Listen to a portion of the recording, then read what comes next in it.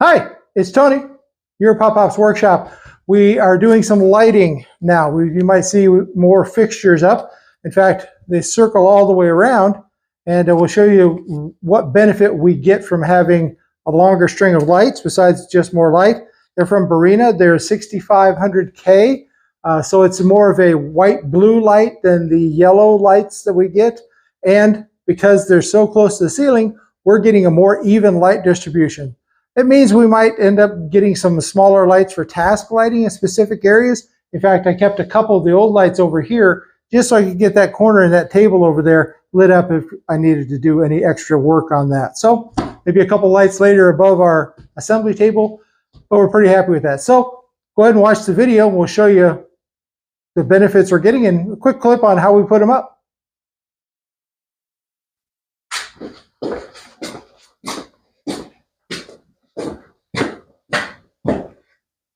All right, so as you saw, we've got light in here now because we've got these nice Barrina light fixtures, 6500K, bright white. These little clips get screwed to the ceiling, 2 of them for each fixture, and that'll hold that up tight to the ceiling so we'll get good dispersion of the light in here. And because we can put them in sequence with these long connectors, that'll give us some separation, and I'll only need like one of these plugs, which have an on-off switch. So I'm going to use one plug, hook it into my connection over there for my automatic switch that goes on my tool vest, my apron. That's going to mean I can automatically turn on 8 lights instead of having to use 2 to turn on 6. So we'll repurpose these 6 for somewhere in the garage. But right now, we're going to get busy putting up some lights.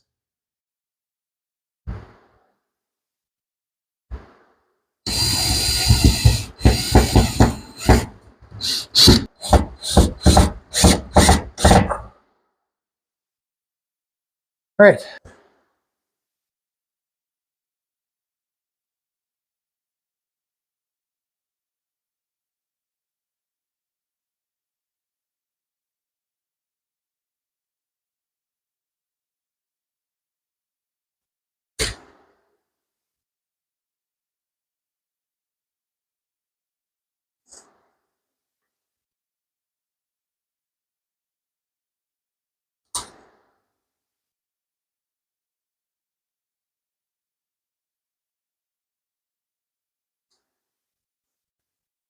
All right, so I kept a couple over there just for task lighting on that workbench area there. So, but they're still plugged into that receiver.